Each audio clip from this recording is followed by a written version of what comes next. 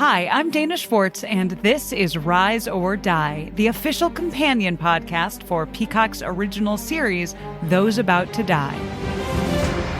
On this podcast, I go behind the scenes with the show's cast and creators to learn how they brought their brutal vision of Rome to life. I talked to acclaimed director and executive producer Roland Emmerich. When I saw the first race, I was like giddy. Actor Ewan Ryan. For an actor, that's a dream, although you do get a lot of sand in your sandals. And so many more. You helped summon those ghosts back onto that stage. Every day when I went to set, I was giggling about what I saw. I think it's going to be a breathtaking thing. People will freak out. Rise or Die launches on July 18th. Watch or listen wherever you get your podcasts. Ah, the web tour. Those that both creators and were created by the threads disentangle from the fringes to feast on the very thing that spawned them. What's up, Timmy? This is how you deal with weird! No! Do not harm my children! Oh, you lost a feather. Can I keep it? No, you can't force me to! Do you know what lies within nothing? Rocket is in trouble, Akasa! Can we turn on the windshield remotely? No, she could lose her job as an Akasar. I don't fear Vehar. No, but you fear me. If you intend to trick me, I will not hesitate to sever the oath bond entirely. Why didn't you help me? Coward! I don't have a parachute! I don't like free falling! Counterbalance, a high fantasy audio drama. Season 2, coming 15th of October 2023. Learn more on trilunas.com. Welcome back to Angel on Top, a podcast where we watch and discuss every episode of Angel, one by one, spoiler-free, and in tandem with our arch nemesis, Buffering the Vampire Slayer. I'm your co-host, LaToya Ferguson, a.k.a. the Cordelia Chase of the Bufferingverse, a.k.a. one half of the Gunn Squad, Bang Bang, a.k.a. Arby's Crinkle Fry Vodka, which I have purchased, a.k.a. Forever Alone, a.k.a. even more annoying new nicknames to come. Don't worry, she doesn't listen to this podcast.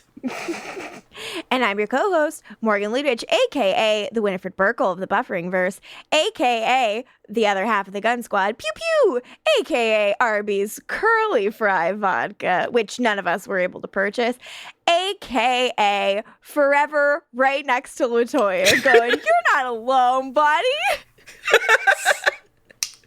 and more new annoying names to come. And this week, we're watching Angel Season 4, Episode 3, The House Always Wins. The House Always Wins was written by David Fury and directed by Marita Grabiak. It aired on the WB on October 20th, 2002. And this is the one where Angel decides we're going on a fun trip to Vegas, only to find out that Lorne is being held there against his will.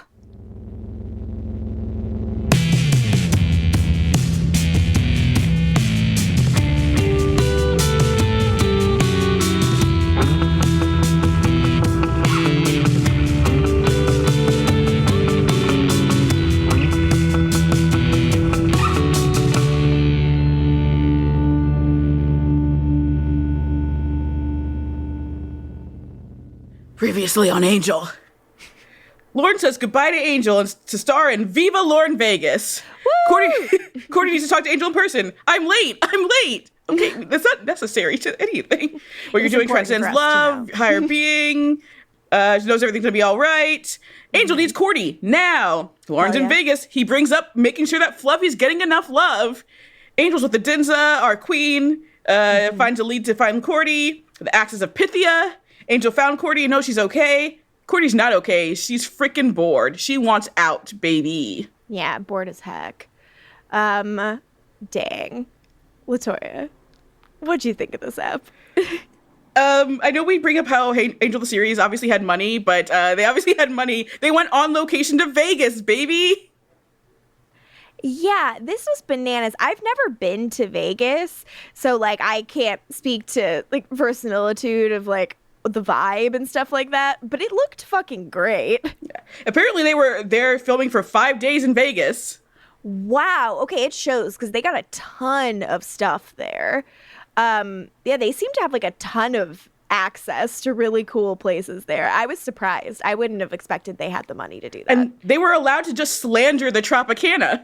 Yeah, which they did. But I thought it was fun. Have you been to Vegas, LaToya? I have. I've been twice with my mother to go see wrestling. Oh, that's so fun. Did you feel this was an accurate portrait of the city? I mean, I didn't go wild. I did some slots. I made like $20 and I cashed out, baby. But it was fun. Got some good food. Saw some good wrestling. Smart. I gotta go. I know once like it doesn't feel silly to travel, maybe I shall go. But I really liked this episode. I thought it was super cute and fun. It's a fun episode. I think I always kind of confuse it just because of the titles with Double or Nothing. Yeah, it was weird. I was like, oh wow, we're doing like another gambling thing, but then I was like, oh, we're actually going to Vegas. Okay, good. Gunn finally gets what he wants, and this is what happens. This is why you got to be careful what you wish for. And also, unfortunately, the Hulu and IMDb descriptions are like very on point this week. So no battling descriptions. They say what happens in the episode.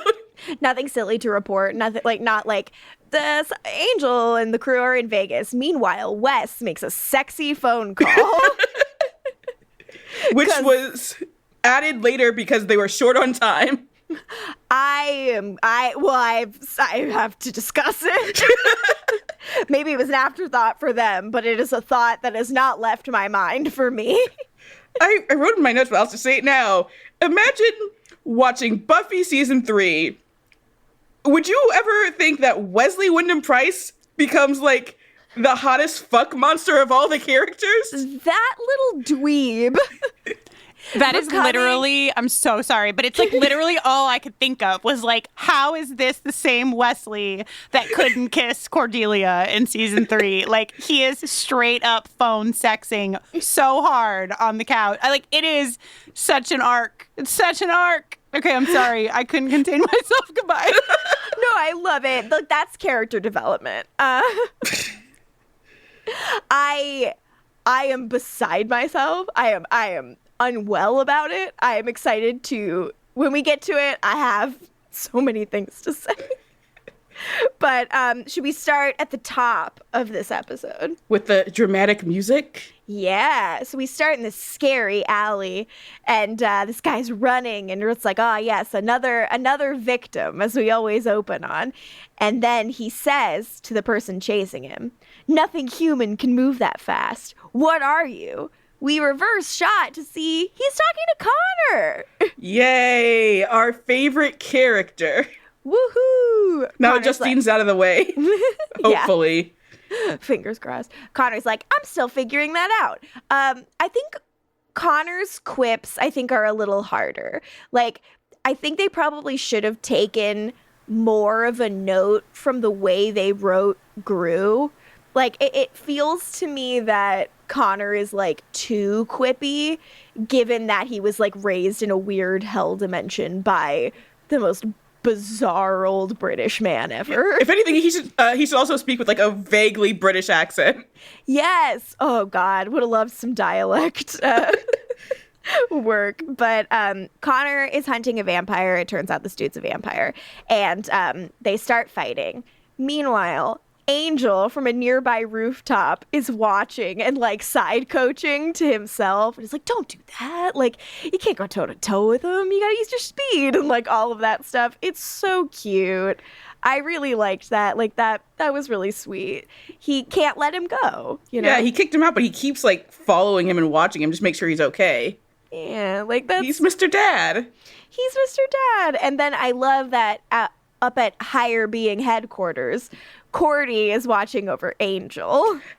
Which is great, but also, again, I asked, what did they see with Kartheiser that when they cast him that I cannot see? Because what Cordy says is, of course he can do it. He's his father's son. Same dark good looks. Same lost boy sweetness. Huh? Kay? Yeah, I don't see any resemblance between these actors. It's okay to just like Vincent Kartheiser as a performer, but it's weird to continue saying they're just like each other because they're not. I'm just like, who auditioned for this role? Someone get me that intel immediately. Please. Yeah. Because you know there were names. Oh, I bet. Absolutely, I bet. So it's interesting that this is the choice. Then Angel kind of like drops something from the rooftop. It's like a statue from the rooftop because it's like right by him when he's originally doing commentary. Yeah, and he just like shoves it and spooks the vampire, and Connor stakes it and like looks up to see like where did that come from, and Angel like ducks. But I also love that Corey's like, yeah, he'll be fine, so you should be worrying about me instead. Come on. She also says that Connor has the same broodiness, and I'm like, no, that's whininess what he has. Yeah. Again, it's not the same. They're vibes. Broodiness is quiet. This boy lets broodiness you is know. Seen but not heard.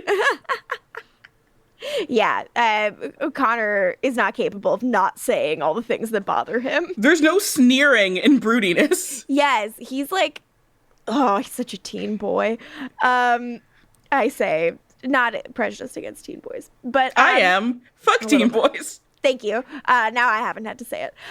So then Fred and Gunn show up on the rooftop. They followed Angel. They've been wondering what's going on with him. This is where I have to bring up, Angel's wearing a hoodie under his leather jacket. I'm sorry.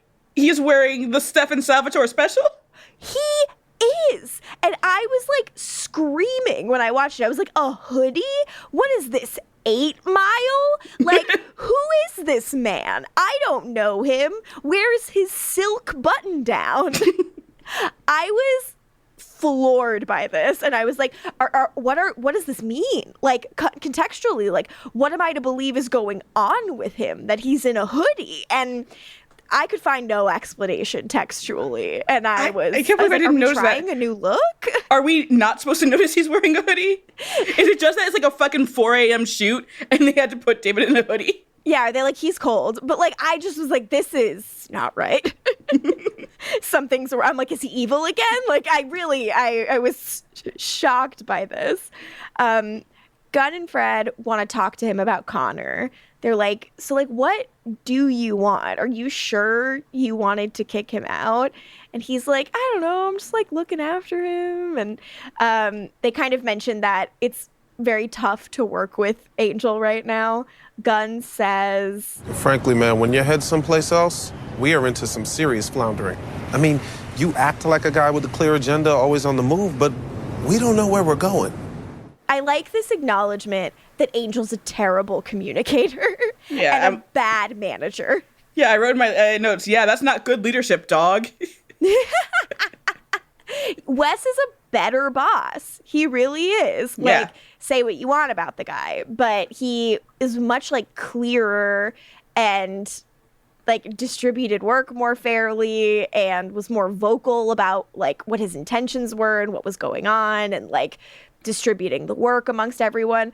Like Angel, like the way Gunn describes it, since he always looks the same on the outside and he's such an internal person, like you can think he knows what he's doing when he doesn't. Yeah. And he doesn't know what he's doing so often because he's a dumb boy. But then he has a little smile and he's like, we're going on a little retreat.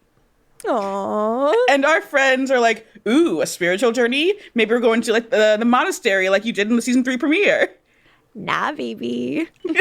Viva Lorne Vegas. Woo! God, if only we'd gotten there and he was running the town and Gru was his muscle. Later in the episode, there's a line that's like, this was written as though Viva Lorne Vegas is a spinoff that actually exists. I fucking wish. It would have been my favorite.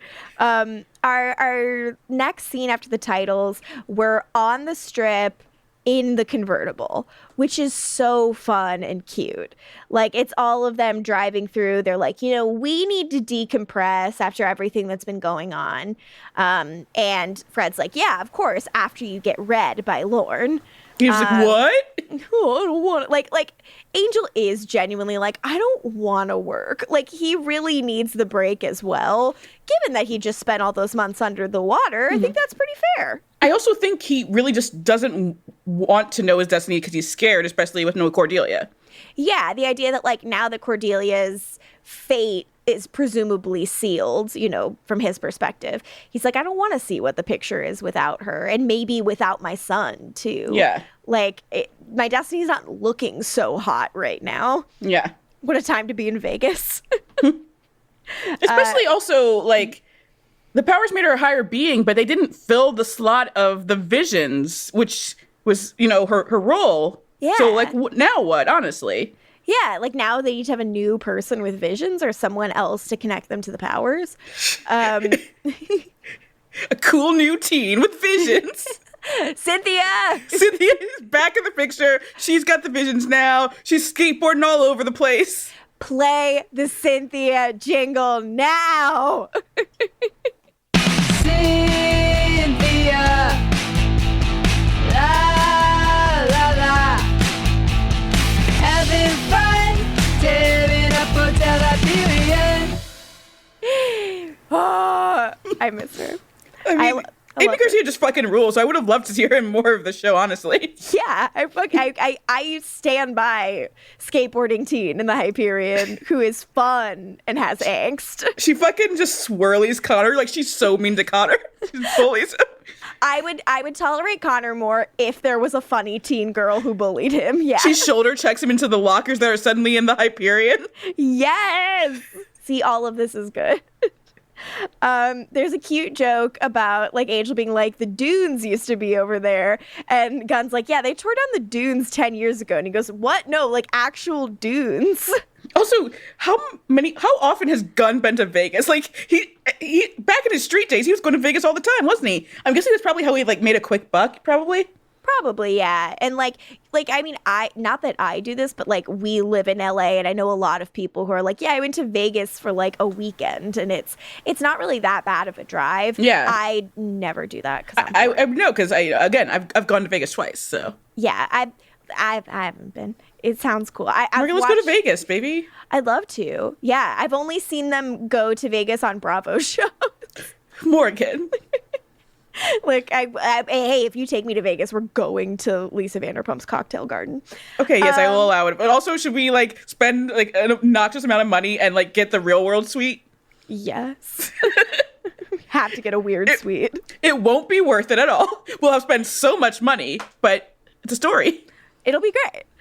So they say like Lauren's performing at the Tropicana, and Angel and Gunn are like, but not like the Tropicana, right? And he's like, he has to be somewhere more low key because of the whole like being a green demon with horns thing. And then we see a big ass sign with a big old picture of Lorne on it outside the Tropicana, and it is very clear that he is headlining there. 17th straight week. Woo! I mean, like, I believe it. He's a fucking talent. I have a pitch. Mm-hmm. Sister Act remake, Lorne. I love it. Lorne as a nun? Great. Undercover as a nun. Kristin loved it. Oh, Kristin's happy. Then we cut to the Tropicana Theater. There are showgirls. Don't think there aren't showgirls in this. And they're all dressed like Lorne. They're all in green makeup, and they have little fake horns. And we later learn they are called the Lornettes. They have fake horns. They're really playing into the whole he looks like the devil thing. Mm-hmm. Apparently these are actual Vegas showgirls too they got for this. Oh, fun. Well, Lorne comes out. There's like the big old feathery fans, lots of pomp and circumstance. He sings It's Not Easy Being Green. They're like, doesn't anybody care that, like, he's green? And they're like, no, tourists must think it's, like, a gimmick or something. I wrote my notes, like, it's objectively hilarious that Lorne, like, just became a huge fucking Vegas attraction. It's very funny. It's like, if he had just been in a different hotel, this would have been a great time in Vegas, you know? Yeah. Like, he could have just been famous. Viva Lorne Vegas. I also love in all of this how much Angel loves dropping names.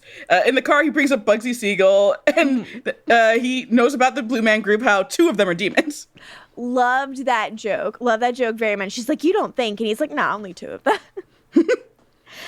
Very good. I'm also interested to read Angel's expressions during this, because, like, during Lady Marmalade, he seems to have a little fun, but for the most part, he just is like... He doesn't seem like he's having fun. Is it just because he's Angel? I think it's just because he's Angel, and I also think he's just really confused. I think he is so in his like self-imposed isolation. When I he have to constantly looks like a human. Yeah. Yeah, he's like, I constantly have to be doing stuff for the cause. Like the idea that Lorne, in a way, even though all the people who are watching him think it's not real, in a way he is being so himself in such an extroverted way in front of all of these people, and all of these people are seeing and accepting Lorne for who he is and loving him. I think that's something Angel could never see happening to him, and I think it's like really hard for him to like comprehend and understand. Yeah. Yeah. Poor guy. Like, yeah, I know. I'm just like, so much shame, buddy. So much. So the people love him. Lady Marmalade begins. I want to say that I feel this vocal was very influenced by the Moulin Rouge Lady Marmalade. Would you agree? I felt a lot of similar riffs. Yeah. I mean, we were all into it at the time, so. Yes, I was at a wedding a couple of weeks ago, and the Moulin Rouge Lady Marmalade came on, and I'm like, nothing gets people hyped quite like the Moulin Rouge version of Lady Marmalade. What a gift. Fred even screams. Fred fucking screams, and she has to contain herself around her stoic boyfriend and friend. Unreal. Even though fucking cute. Gunn is grooving to it. Gunn is having a great time. He's just not admitting it to anyone, which he doesn't want to sing. And then Fred says he has a great voice, and like, let me hear that. Let me hear that. And he's like genuinely offended. It's because like Lorne starts prompting people to sing in the audience and like giving them the mic and having them do a line. And he is about to walk right up to the gang, and he walks right past them.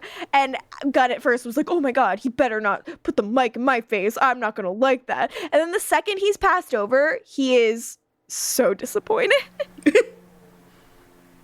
Little nerd, he wanted to sing. Gunn is just a little bit of a dweeb, and it makes me so happy. Just a little bit, you know. Just a tiny bit. Like, again, I used to be cool before I knew all of you. Energy is so real. I guess when you fall in love with Fred, you kind of become a little bit of a dork out of softness. So yeah, Gunn is really sad, and Lorne goes over to this girl who we later learn is named Vivienne.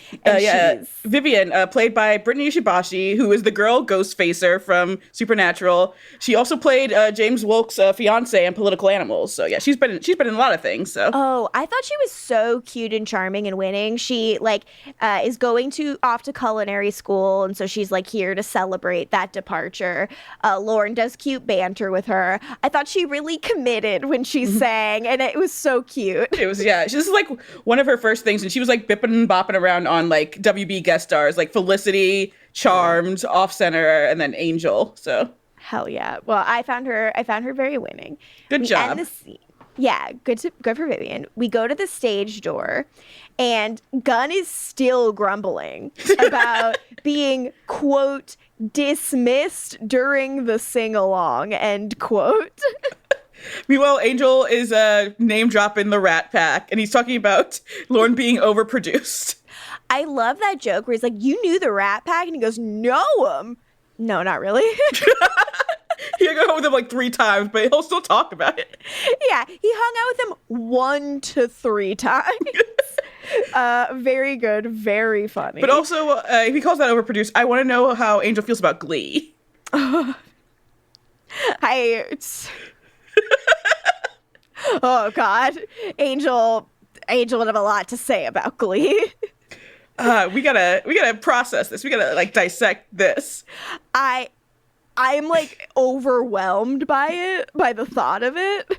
I'm a little upset, to be honest, about the thought of it. You know who Angel doesn't care for? Who? Will Schuester.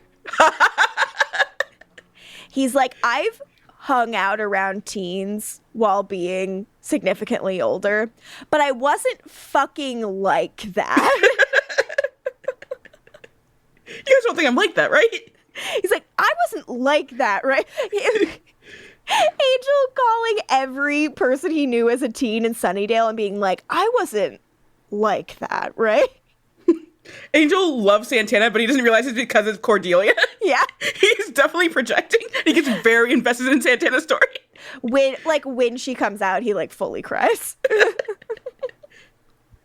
All right, so maybe there is some nice healing things about watching, as always, Glee, a complicated watch for us all. A rough piece of the culture. So anyways, backstage, Lorne, when he comes to sign autographs, he snubs them. He does dismiss them. Yeah, it sucks. He just is like, love you. And Fred's like, we love you too. Wait, was he being insincere? And then as he's walking away with security, he's like, oh, they're just some old fans of mine. Yeah, and it's like, oh no. Yeah, I wrote in my notes, how does Morgan feel at this point?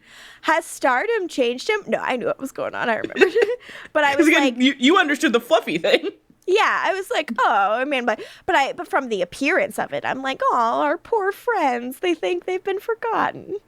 That made me sad. Then, in the dressing room, this guy, Lee, enters. We find out he's Lee DeMarco. He owns the casino. Yes, this is the guy they say owns Tropicana, which allows all the slander of the Tropicana in this episode. Lee is played by Clayton Rohner, who's he's done a lot, and it's kind of like hey, it's that guy now. But his claim to fame was the 80s comedy, Just One of the Guys. He was the love interest, to the lead doing a 12th Night thing, so. Oh, fun. So he comes in, he's such a piece of shit, right off the bat. He's doing that thing where he's like, oh my gosh, we love you. What can we do for you? Yeah, he's gassing Lorne up, and it's just shut the fuck up. And it's you are in charge here, and violently so, and pretending otherwise does not change a goddamn thing. I do like the reveal that the security is not for Lorne. It's intimidation, actually. I like that reveal. Yeah, it's to keep Lorne in check. And so, Lee's goon, punches him in the stomach when Lorne's like, I'm really tired. I want to do this later. It's we're not doing it fucking later. We're doing it fucking now. And it's scary. And Lee threatens to, quote, pink slip another girl from your act. Oof. Which we later learn what that really means, yeah. Yeah, which is he fucking kills them, which is terrifying. So, Lorne says, okay, of the people I talked to, one guy was a 2-term Nevada senator, another kid in this row is going to write himself into a Pulitzer, and Vivienne, the chef of the future, she's going to have, multiple 5-star restaurants. So he is using his ability to, read people when they sing for this guy's benefit.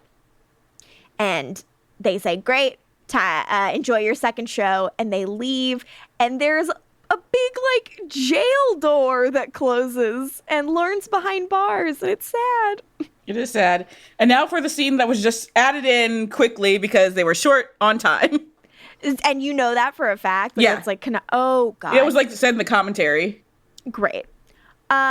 So at Wes's place, he's on the phone with Lilah. She's bailing because But also, his crew's there, baby. Yeah, because Judy calls. The way they speak to each other is so domestic. If your lot can have, the world ended by midnight, maybe we could. I'm just I'm gonna die. I'm unwell. He's getting something built.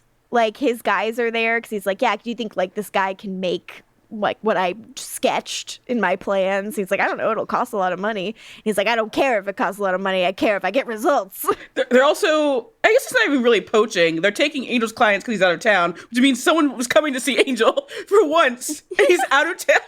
He's nah, I'm in Vegas. Just on the sign on the door, wear clothes. Take a penny, leave a penny. I write in my notes, and you're gonna hate this, phone foreplay that nearly murdered me, but foreplay I spelled with a PH, phone foreplay. Thank you. LaToya is angry. It's time to open up a quarter just so I don't have to listen to you. Yes. Fair enough. Do we have anyone who wants to maybe talk about the horniness of this scene? Anyone else? Kristin's Corner. Kristin's Corner. It's all Riley talks and what the fuck and Cordy is hot. Kristin's Corner is the place for very deep thoughts. Oh, hi. I will talk about the horniness with you. LaToya, did you summon me in my corner so that you could go away and not have to deal with the horniness? Well, no, it's just so I don't have to hear phone foreplay again. Phone foreplay with a PH? Okay, my favorite part of the foreplay, and I don't know if you were going to say this, Morgan, but my favorite part is when apparently Lilah Morgan has been like, so are you at home making me like a pot roast? So he's like, yeah, I'm actually not standing by the door with a burnt pot roast waiting for you to come home, Lilah. And I'm like, but what if he was? But what if he was? Because that's the scene I would like to fucking see. Bring it. That's an additional scene we needed. Yes. I feel like this episode was still short, so maybe if it was just a little shorter, we would have gotten the scene with the pot roast. Oh, that would have been... I would have died. It keeps getting shorter. It's like the scene where he's cooking the pot roast. Yeah. I just he's basting. I think because I live in the land of Buffy the Vampire Slayer, which is, like it can get horny, but like not... It's very complicated, the horniness. Right. When I see a scene like this, I like get uncomfortable. Like I'm like, guys, there are kids here. Like, what are you doing? It just feels very real to me. 9 p.m. on a Sunday night. This is what was happening, y'all. Unbelievable. Before this, they couldn't put this behind Seventh Heaven. No, Seventh Heaven could not have. Seventh Heaven, like the actual tape that was like playing the show would have just burst into flames. The show would have ended. It would have been over. The thing about every single thing Wes says is that I thought every line was like the saucy button to the scene, and then it would be followed by even more sauce. There was an abundance of sauce, and I wrote it all down, by the way. So here's what we've got. It's another erotic novel from Morgan Lutich. So here's a little performance, and I thought we could kind of maybe talk about what we feel is the horniest part. Okay. So here we go. We got this one side of the conversation. Oh, you did? That is my favorite pair. Me screaming. Him, are you sitting at your desk? Me screaming. Take him off. Ah! Oh no! Then he looks at his employee and he's like, "Why are you still here?" And I'm like, "That cannot be. That also has to be in contention for one of the hottest things that happens." Also, let me be the inner monologue of the employee who's like, "Do you not understand why I'm still here? This shit is hot." Yeah. I'm like, this is harassment. This is worrisome. You're not a very ethical boss. Then, no, not after your meeting. Now. I was like, okay, I have to, like, the level of brat taming going on here. Then, pretend you've dropped your pencil. And I was like, surely this is the end. And then there's a long pause, and he like takes a seat on the couch to really gather his thoughts. And he goes, "Very good. Now," and then the scene ends because there were about to be instructions. And after every single one of those lines, I turned to Michael like, "This isn't real, is it?" And that's how I felt too. I forgot Michael would have been watching this with you. How did that go? He was like, "Ah!" We just were screaming. He loves Wes so much. And now that Wes is with Lilah, it's out of control. I have a stan in my home. But yeah, we were both just yelling. And a similar thing happened last night when we watched the Cary Fukunaga Jane Eyre. We just kept like looking at each other with huge eyes because it's also very horny. I think that the horniest line is the "No, not after your meeting now." That's my Agreed. vote. Thank Agreed. you. Great. And my second vote is not a line at all. It's when he just leans back silently into the couch. I think that's so beautiful. I think the ordering a subordinate out of the room because now you need to like sexily punish your hot evil girlfriend ranks high for me. Yeah. Barking, what are you doing here? It's good shit. It's good shit. It's good shit. My freezing. My corner is slowly just becoming like a thematic, like if there's anything fucking horny in the show, it's like... And there will be, as you know. The jingle plays and I'm like, hello, here are my thoughts. Here are my thoughts on the horniest part of the episode. But also, Kristin, do you have any Vegas thoughts? Because that is, a predominant part of the episode. Yes. So I was like, it's very hard. I was always the kid in school that was like, my report cards were like, she won't shut up. And so it's always really hard for me if I have a story, but I can't tell it. So I was like, I have one. So I had not been to Vegas for a million years, like my whole life, like you, Morgan. I had never been. I had never had occasion to go. I had never really necessarily wanted to go. Like I didn't associate my personality with a personality that would enjoy Vegas.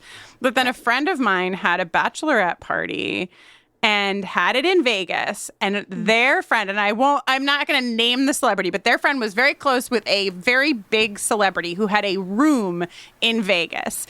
And so the pitch was like, come to our bachelorette party. We'll be in Shuma Shuma's suite. And I was like, okay, that will sell it. That will do it. And so we went to Vegas, my first time in Vegas. I can't remember the hotel. Is there a hotel called? There's not. The word that I have in my head is the Mandalorian.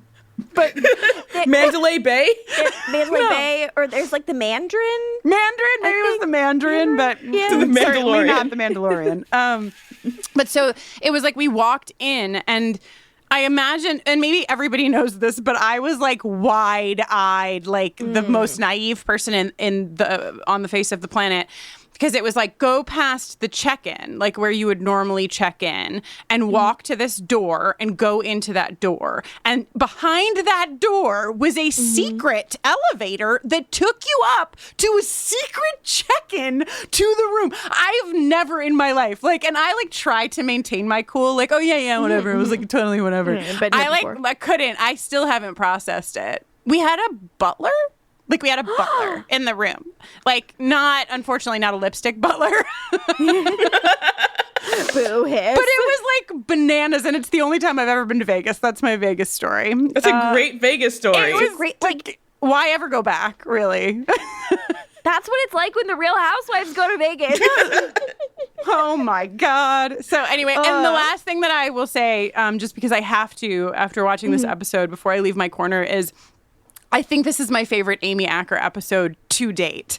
I am beside myself with Amy Acker in this episode. I already loved her, but I fell head over heels for her when she is a Lornette and She's is just hilarious fully in this episode. I love Lucying it. Just fully. It was as if they were as big as you want. And she was like, all right. Here's great. Here's a trivia thing about that.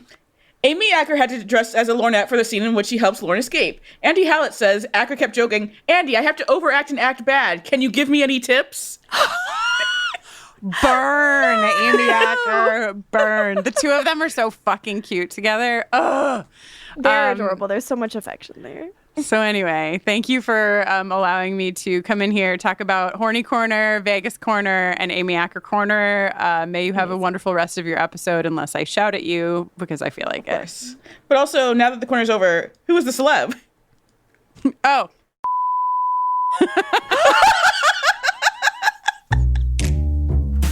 Kristin's Corner. Kristin's Corner. So, our next scene takes place at a blackjack table, and we still haven't found Lorne. Gunn thinks Lorne forgot all about them, and he is very grumpy. Nearby, we see a Lornette give Vivienne a chip for this $1 million spin to win game. And, the chip is so clearly magic. We are not slow playing that at all. It, sparkles. I'm like, enchanted chip. Okay. And I'm like, all right, got it. Yeah, Gunn and Fred are just gambling, and Gunn's so sad. Yeah, and Gunn, probably so sad because he's losing very hard. Yes. And Fred's doing pretty well for herself. So maybe that's the money that we needed to get. So Angel goes up to the Lornette and is like, hey, like, can I have a token? And also, could you get this note to Lorne? And he's charming it. He's like, turning on the old charm. I'm like, the angel charm still works. And like, I wasn't even being sarcastic. It was working. Yeah, and she's like, okay, I'll like see what I can do. And he looks around and he's like, wow, this casino has bad vibes. And again, I've never been to Vegas, but from what I've heard, I'm like, so it's a casino?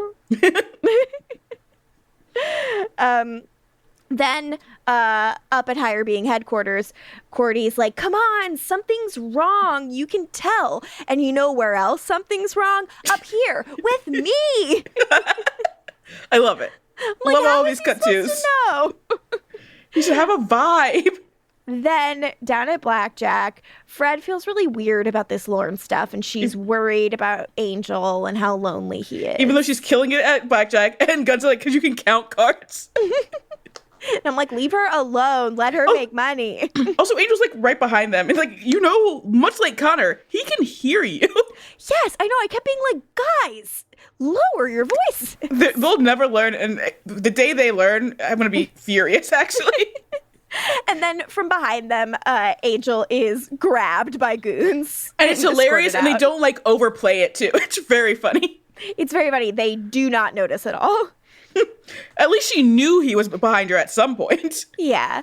And Gunn's like, all right, well, let's find out what's going on with Lorne then. And Fred's like, you're just saying that because you're out of chips. And he's like, yeah, I am. So fun. They're in Vegas, baby. It's not like the Georgia woods pretending to be Las Vegas. I know. It feels like it's so fun having a change of scenery with them. Like, it's really nice to put them in a new place. It like just like it was in Pylea, it's really funny to see them in Vegas. Yeah. It's so friggin' cute. It's a big world they're in, you know? And they're showing it.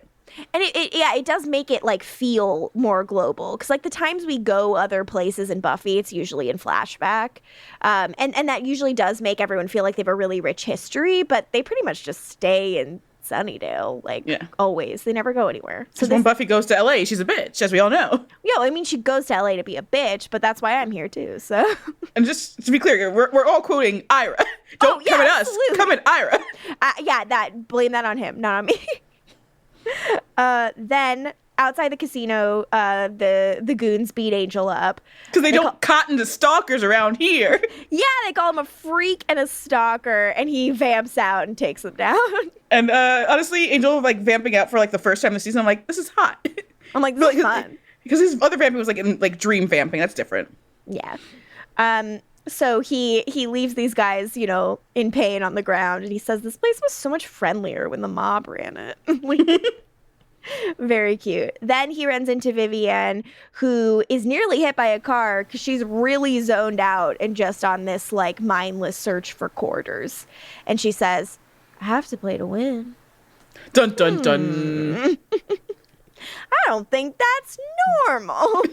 No, that's definitely Vegas. You haven't been, so you don't know, but that's normal. Oh, okay. I guess that's what Vegas is like.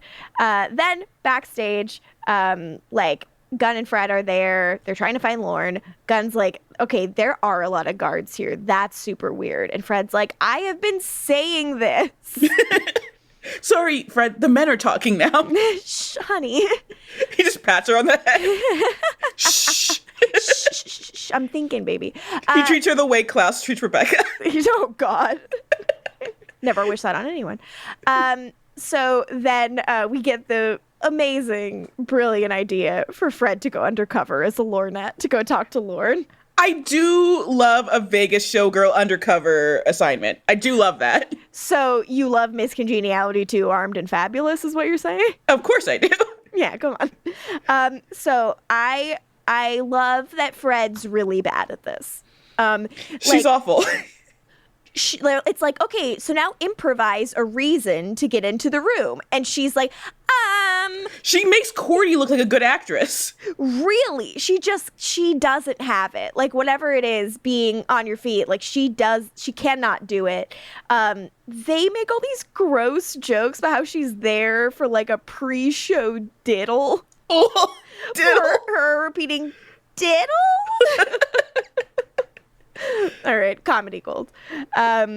Finally, she gets in. Lorne is about to conk her on the head with a bottle and then sees that it's like a Lornette and calls her peach pie before he even knows that it's Fred. Beautiful.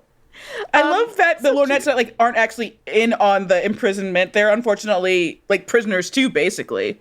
Yeah, and he is very sweet and protective of them and obviously doesn't want any more of them to get hurt. Which is nice. Lorne is like, geez, it took you heroes long enough. I was doing the whole fluffy thing. And he said every time she called, they got through twice. So he brought up Fluffy at least twice. Yeah, and she's like, oh, I thought that was some showbiz thing. I wasn't hip enough to understand. Fred, trust yourself. Did they tell the Fluffy story to Angel? And did he also not figure it out? I mean, I wouldn't be surprised. So Lorne explains that Lee DeMarco uses him to destroy the lives of people with promising futures via a game. And this was officially where it was like, how and why did the Tropicana allow them to slander them like this? They wanted to be in an episode of Angel. They were big Buffy fans, big Angel fans. Then in a private back room for games, Angel walks in and he's checking out the game. Lee DeMarco comes out. He gives Angel a chip. Angel tosses it. I don't want this. But he tosses it on the table. So he accidentally plays. Yeah. You fool. And he loses because the house always wins. I know that about Vegas. And they, something magical clearly happens. The second the chip is taken away, Angel's whole demeanor changes. And they give him a cup of quarters. And he is, dazed and kind of out of it, just like we saw with Vivian. Yeah. Now he's a slot machine drone. Oh, no. Then backstage, Gunn's still waiting in the hall, and Fred screams and runs out of the dressing room, and she's like, he attacked me! He puked out his skeleton and slithered down the drain! She's talking like she's Audrey. After the laser beam from his eyes. Yeah. I love this. It is so goofy. It barely works. They run in and are like, we have a code green. And then Lorne sneaks out in a trench coat and they're like, time to run. It's very funny. It is so chaotic. And Lorne's like, okay, we need the big guns. Where's Angel? Cut to Angel. Cut to the back room where Lee is informed who Angel is. That guy you just, who just lost the game is a vampire with a soul who's apparently a major player in the apocalypse. And Lee's was a major player in the apocalypse. And he's like, you might want to put in a call to that weirdo law firm in LA. And that's the line where I'm like, is this actually a spin-off episode, show? They're talking about that way. It's strange that he wouldn't have Wolfman and Hart as his lawyers, actually. He probably should have. Mm-hmm. He's probably doing his own shady shit and doesn't want anyone else getting a cut, I guess. He wouldn't have got fucked if he hadn't fucked with Angel, and he wouldn't have fucked with Angel if he knew. Yep. Should have been smarter. And then at the slots, we see Angel playing. He's super dazed. Gunn comes up to him and is like, okay, hey, you need to stall. And I just realized also, during Lilah's meeting, in which she's pantyless, apparently, she's getting a call about Angel in Vegas and all this. So what's happening there now? I'm sure she's just like, oh, I bet Wes is taking all of his clients. Okay, I'm dying. God, I love that for Lilah. If we can just go into that perspective for a moment, Lilah running a meeting at Wolfram and Hart, no panties, guy on the line to have whatever hot phone sex she's interested in. That's a good life. That we must stand. But also it is hilarious. The hour Wolfram and Hart thinks Angel is well, he's not going to be fucking around with us anymore. He's too busy playing slots. Yeah, and then an hour later, it's oh, no, he's fine again, I guess. It's Angel's on vacation. We can finally do our own thing. And it's God damn it. So Gunn has this conversation with out of it Angel. And he's like, okay, we're on the run. can you stall and then like run out and I'll pick you up in front of the Nugget? And Angel's like, He's very out of it, but because he only has eyes for the slots. Our gang runs and they take the wrong exit and they end up at Glitter Gulch, which I did not know was a thing or a place. It's so fun. Viva Las Vegas is playing. Like, this is where we're like really going for it, I think, in terms of like the most Vegas-y moments. In case you were wondering if they could afford it, because at the beginning it's like, maybe they can't afford much of the song. No, they can afford it because they had fucking money. Yeah, and Gunn is like, holy shit. What does DeMarco do? And Lorne says he finds people with valuable destinies. So people are futures trading, but trading their literal futures. And a bunch of them, usually when whatever happens to them, they end up never leaving the casino. And Gunn's like, shit, that's what happened to Angel. It's like the Hotel California. Yeah, you check in, you never leave. So the guards are closing in on them, and Lorne's like, all right, I got something up my sleeve. And he runs over to the mic, and he sings a super high note. It shatters all the light bulbs. It always works, baby. It always works. It's great. It creates a bunch of chaos, and they run away. And they have this conversation once they're kind of like, once they believe that they're safe. And this is where Gunn is like, what the fuck, Lorne? Did you sell out Angel? Like, why didn't you just say no to this? Like, why the fuck did you do any of it? See, after the Connor thing, now Gunn's like, don't trust anybody, honestly. Yeah, and I'm like, come on, Gunn, like, it's Lorne. Like, you know, like, maybe have this conversation when you're, like, fully out of danger. It was like, maybe it's more of the time to have it. And they're using the location, Morgan. Fair. And Lorne is like, look, I did say no. And then Lee killed one of the dancers right in front of me and said he'd do that every single time I didn't do what he said. And Gunn's like, oh, okay, well, shit. That's pretty bad. Then outside the Tropicana, they're in the car, and Gunn's like, I'm gonna go get Angel. And Fred is like, but what about his destiny? If like it's on the chip and it was taken, what do we do? And Lorne's like, this is Vegas. Sometimes you lose stuff and you don't give it back. And then Gunn hops out of the car and he's too cool to get out of it the normal way. And I'm like, yeah, that's true. But also I want to say the direction of like the scene where Lorne's explaining what's happening and they're showing everything. I'm like, this feels very Las Vegas to me. I don't know if that makes sense in terms of, filmmaking or anything, but like, I think you know what I mean. Mm-hmm. Or do you mean Las Vegas, the television series? Because every time they were in the back room, like where the cameras were on, I was like, this reminds me of Las Vegas. Where's James Caan? Where is Josh Dumas? Where are they? Where in the world? I was like, this is just a Las Vegas spinoff. Like at any point they're gonna walk in. Any point they're just gonna like walk in on Josh Duhamel and Fergie as they met and fell in love on the set of Las Vegas. Beautiful. Then at the Tropicana slots, Gunn talks to Angel and he's like, they jacked your destiny, bro. And Angel's like, oh, I don't care. I don't care. I love it. So then, Gunn and so Fred and Lorne are dragged in. They have been captured by goons. Angel does not care at all and returns to the slots as like our three who have agency still are dragged to the spooky back room where Las Vegas business happens. It is interesting how this whole whammy works because like as Angel notes, like he still knows who Gunn is. Like he's still aware of the people in his life. He just only cares about playing to win. Yeah, he just doesn't give a shit anymore. Then in the back room, Lee is like, hey, Lorne, thanks a heap for not showing up to your second show. Had to refund everyone and comp their fucking rooms, so I'm not happy. Ooh. I wouldn't be happy either if I were Lee. Yes. I empathize with Lee. Do not relate to this man. Lorne's like, whatever, I don't give a shit. Like, I'll be your dancing monkey, but nobody else gets hurt. Because if you hurt another person, I will not do anything for you. Believe that. And Lee's like, sure, I won't hurt your friends. I'll kill them so fast they won't even fucking feel it. Ooh. Yay! And then up top. Yeah. I'm doing your little point. Do it up. Cordy can't even intervene to what's the fucking point of being a higher power then if she can't do shit? Now, here's what I want to say. I agree. This is where I want to give a light note, which is that I kind of find this to be a somewhat boring choice.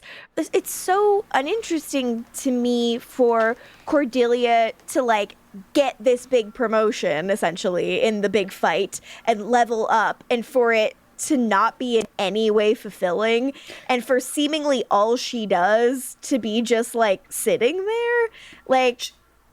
It's confusing to me. Yeah. It's not a satisfying anti-climax I think they're going for. For me, I'm just oh, well, this just kind of feels like you're sidelining her and not allowing her to have a bigger purpose. Mm-hmm. It makes all of that stuff from before feel like lip service to me. It's for being a higher being, it's basically being a junior partner to the senior partners who are the powers that be, right?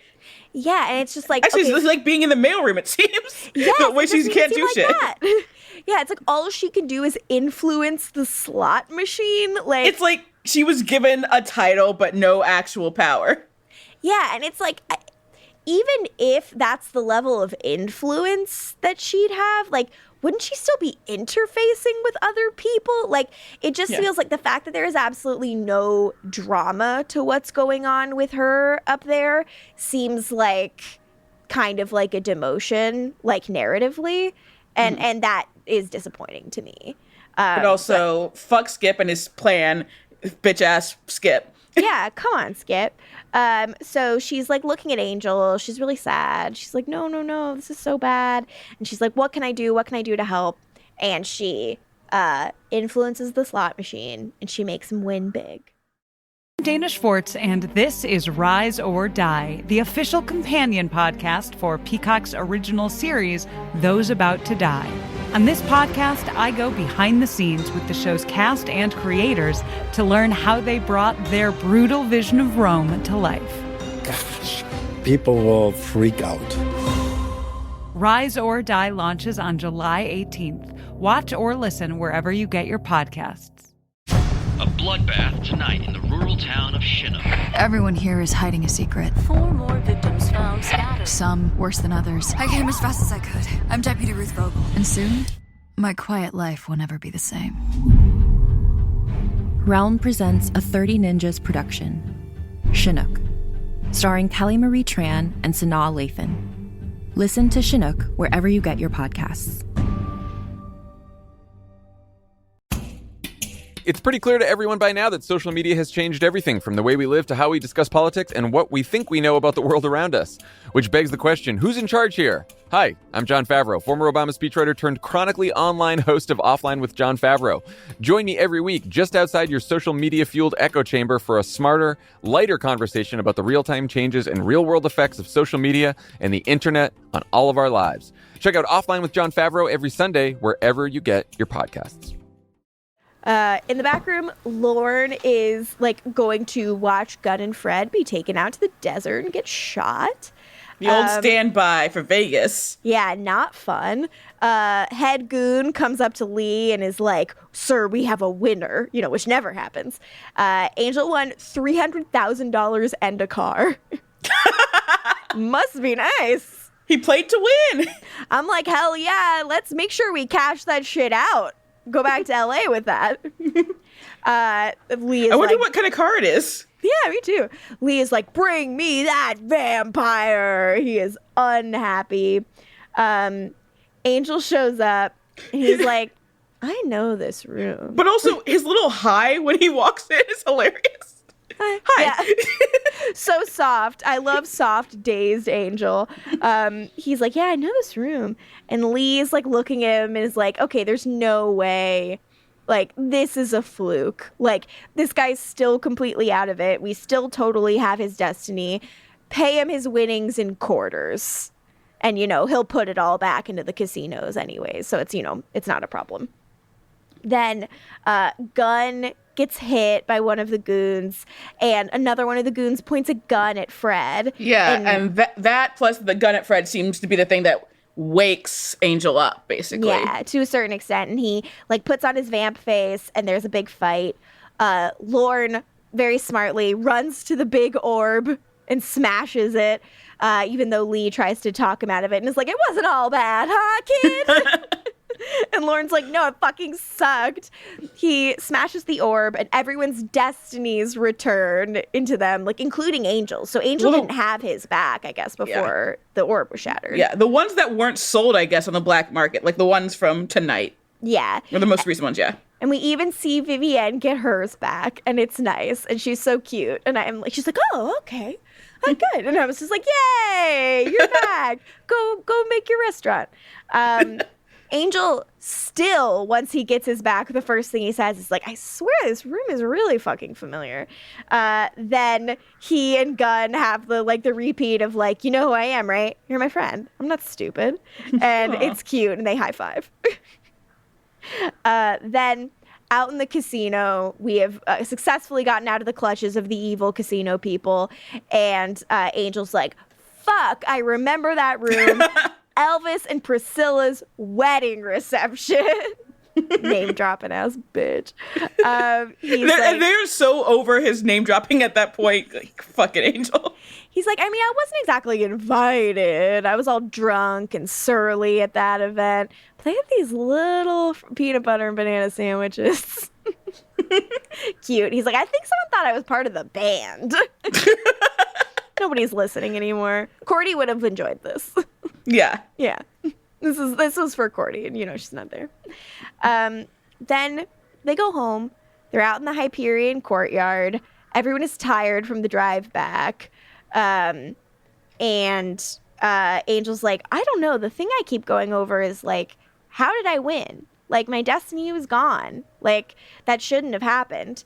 And Lorne's like, I don't know. Like, Lady Luck, maybe? Cordy, baby. Woo! And he's like, also, you're you. Like, if you weren't fighting for your own destiny, you're fighting for the destinies of the people you care about, Like, it's even destiny-less, you're still Angel. And he's like, also, I have to fucking pee. I'm done theorizing. Mm-hmm. Fair enough. Gunn and Fred are going to take a bath. Good for them. Good for them. Abso-fucking-lutely. But now they won't be taking a bath because they're getting distracted. They walk into the lobby, and who is there but Cordelia in her white outfit? Her hair grew while she was up there in higher being land. And she looks up at them and she says, who are you people? Because Vampire Diaries just kept stealing from Angel. She pulls a real Stefan Salvatore. First Angel was Stefan Salvatore, and now Cordelia is Stefan Salvatore. And she doesn't remember shit. And that is the end of our episode, and we are left on that big cliffhanger. Cordelia has amnesia. Oh, no. I'm excited for amnesia, Cordy. Cordy at her most essential. I'm sure she's going to make me laugh. We got some fun episodes coming up, I gotta say. Yeah, I'm really excited. I thought this was like super lovely and cute. I'm so glad to have Lorne back. I'm so glad that Wes and Lilah remain this horny. How are you doing with season 4 so far, I gotta say? I am loving I'm loving Wes and Lilah. I really am. So far with everyone else, like the structure of it, I'm not in love. I'm not finding the Gunn and Fred positioning to be very positive. Like, I feel like Gunn is like so aggressively cynical so often that like he is coming across a little one note. And I don't like that. Like, I think this is a nuanced character with like a lot going on, a lot to say, and I feel like he's getting flattened out a little bit. I like the pressure that's being put on Fred and the idea that like this isn't sustainable. That's like really anxiety provoking and worrying for me. I'm glad Lauren's back. You should worry more about that. I'm worried every fucking second. It's coming to a head, baby. Cordelia's like removal from the story. I'm glad that that's done. I'm glad she's back. But like wiping the slate clean with her brain. Like, I'm like, okay, like another, like it's like we keep tying hands behind her back. And I'm uninterested because I think last season was such a great, like, actually Cordy's really strong and she is an incredible asset to this crew. And now she is going to level up. And that was a lie. Like, it feels like it's like, okay, actually kind of like, never mind. We don't know how to write a more powerful Cordy, or we're not interested in it. They spent all their money on literally everything else. Yeah, and I'm like, oh, okay, well, that's kind of a bummer. Like, you did such a great job showing us that she was meant to be more and that she was going to accept this bigger destiny. And now I feel like they're kind of like not paying that off. And so I'm feeling not so happy about that. And I'm not thrilled with Connor being a series regular so far. Maybe I will be proven wrong. I did love that you forgot he was a series regular. Really forgot that he was in the opening titles. Kristin, I know you already had your corner, but do you want to hop in and tell us what you think so far about season 4?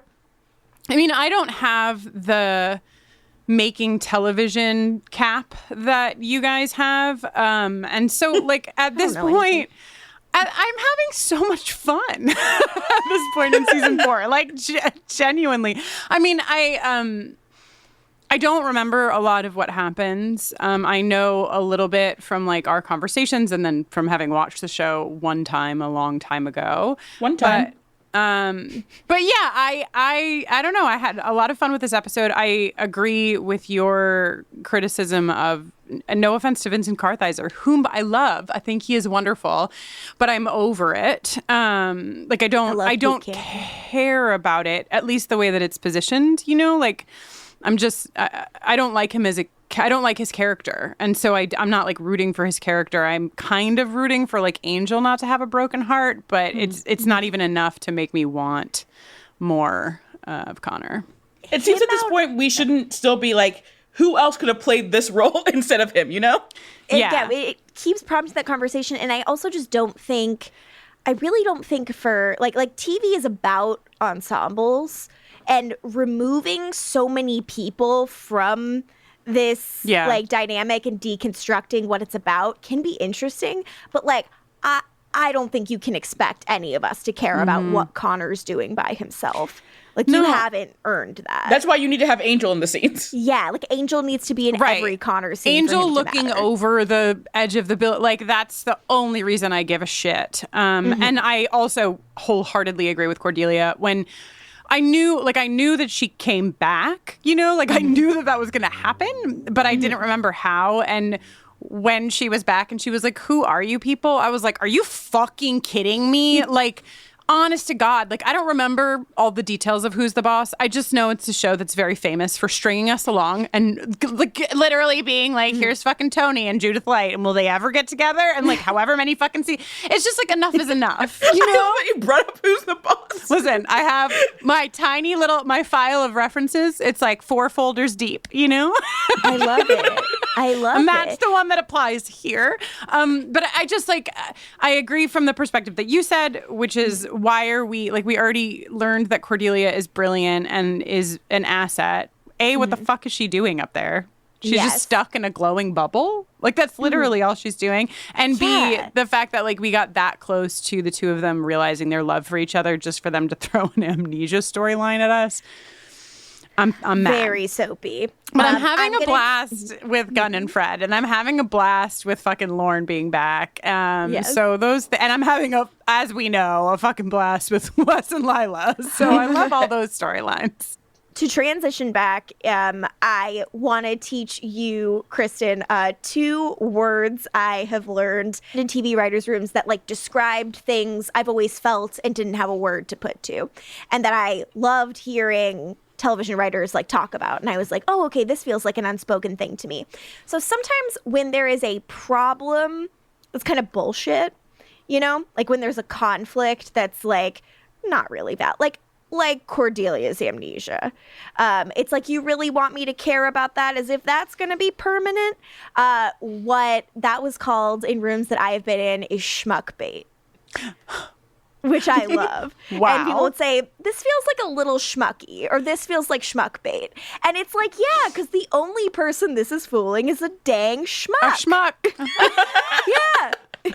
A schmuck, you know? A schmuck. And it's like, I love that it's like, if you're really trying sincerely to write drama, then like you can't really, there's only so many times you can expect your audience to get hot and bothered over absolute schmuck bait. Yeah. And to me, Cordy's amnesia is schmuck bait.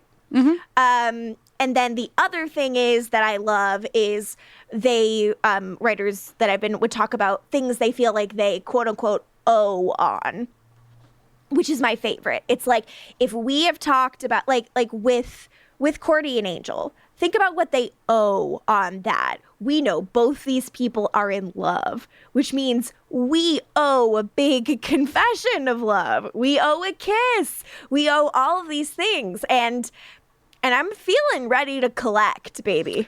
I mean, we've been through enough. We're in season 4. It's enough is enough. I'm feeling deeply ready to collect. And there's sometimes when I feel like you're watching a show and you're like, I don't think you guys know you owe on this. Mm-hmm. And you do. Morgan, as you know, as a vocal Supercorp fan, you're always telling the writers of Supergirl what they owe you. I'm thinking you don't realize you owe on this, buddy. And that was always my favorite thing when I'd go into a room of a show I was like already a fan of, and one of them would say, obviously we owe on this, something that I as a fan felt that they owed on, and I was like, oh, thank God. Nothing like that sweet relief of being like, okay, so you guys do know you need to give me that? Thank God. So yeah, those are two terms I think will be helpful to us going forward. Great. I can't wait to use schmuck bait and you fucking owe me, bitch, in my television vernacular. Just what Morgan keeps tweeting at the Supergirl showrunner. You owe me, bitch. You owe me, bitch. You owe me, bitch. The show's over and she's still doing it. It's crazy. But now that we've gotten really horny, it feels like the only thing we could do right now is maybe talk about who we want to fuck. Sounds good to me. Flirting, understanding, consent, and kissing. Flirting, understanding, consent, and kissing. Fuck watch.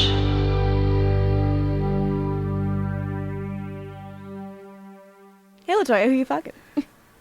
So I've already picked Lilah and Wes. That was my first pick, as we all know. So I'm gonna fuck Green Fred. I love it. I chose, because again, I'm trying to be Fred shifty. Green Tomatoes. Fred Green Tomatoes. It just came to me. Mwah. I'm choosing Vivienne. Cook for me, baby doll. She's so cute. I thought she was so adorable, and I was just like, I'm just really happy that she ended up being okay. I love the way we latch on to guest stars who are never showing up again. I'm like, well, this whole one pick a season thing, I'm like, I don't know when the zenith of how hot Wes and Lilah are going to be is going to happen. I'm like trying to be smart here. Don't be smart. Just follow your heart. I'm trying to be smart, but I'm so horny that like I only have one brain cell rocketing around inside my skull, and it's dedicated to Wes and Lilah. They're my fuck watch of the season. I just remember something very cool and hot Wes does later in the season. Not even related to Lilah. It's just something cool and hot he does later in the season. Cool, I'm gonna die. It is in slow-mo. That's fuck watch. Flirting, understanding, consent, and kissing. Flirting, understanding, consent, and kissing. Fuck watch. So the gang's back in LA. It was a long drive. Obviously, Cordelia's there. She doesn't have her memory, but it's like you can't fix it all in one night. If maybe you guys wanted to unwind together, pop something on the old TV, on the old boob tube, and just chill, maybe they could watch the WB? I love that you called it the boob tube, considering the choice I've made. Hit it, bitch.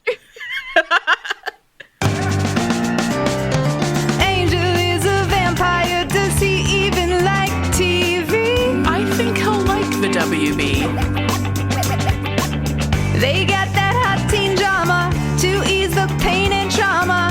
And here's the episode that he needs to see. Oh, yeah. So Angel struggling with figuring out his destiny here.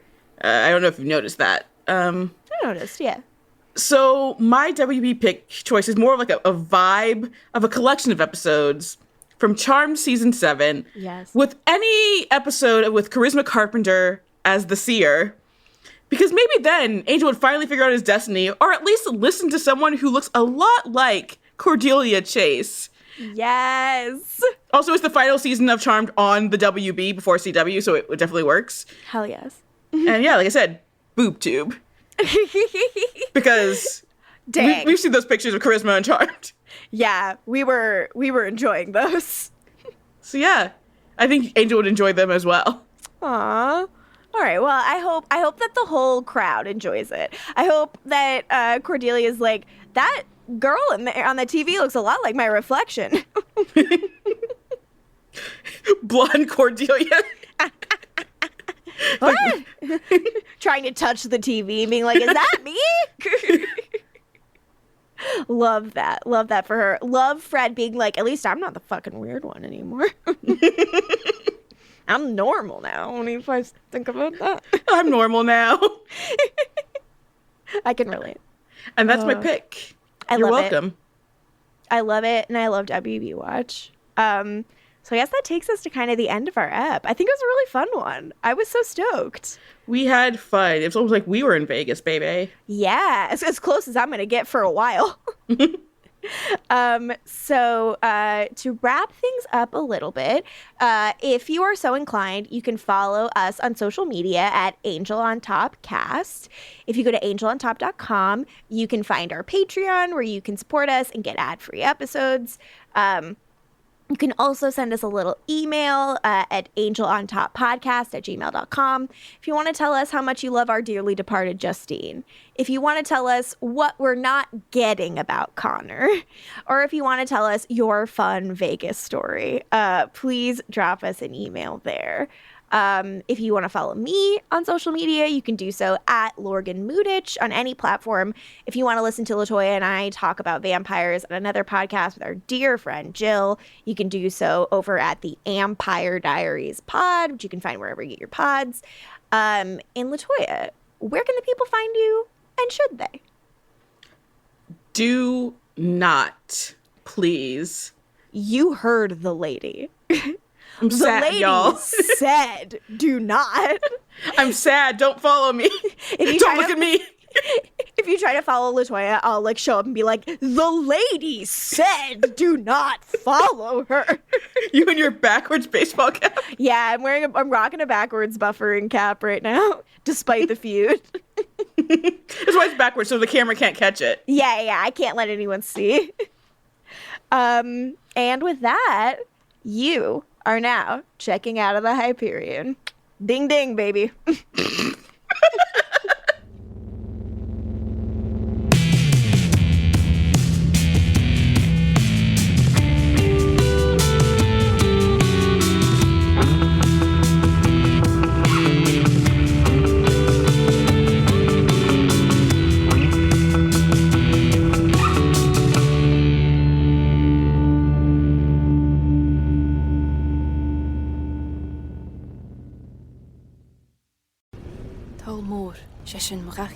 Talmor is my home.